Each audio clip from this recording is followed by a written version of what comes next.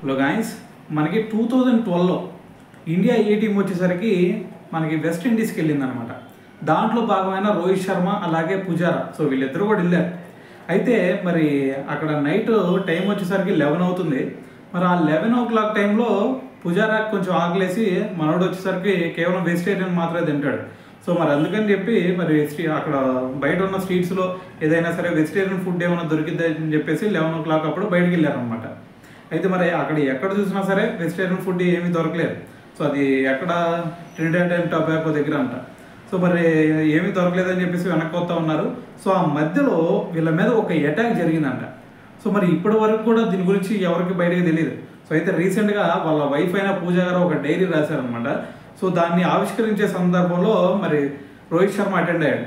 So మరి రోహిత్ శర్మ అక్కడ పుజారాని అడిగాడు అనమాట. సో అయితే దాని గురించి అతను మరి బయటకైతే ఇప్పుడు నేను ఫుల్ డీటెయిల్స్ అయితే నేను చెప్పలేను.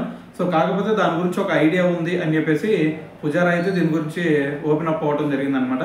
సో ఏదైనా సరే మరి విదేశాలకు వెళ్ళినప్పుడు ఖచ్చితంగా మన ఇండియాలో ఉన్నంత సేఫ్గా ఉండదు కదా ప్రతి చోట.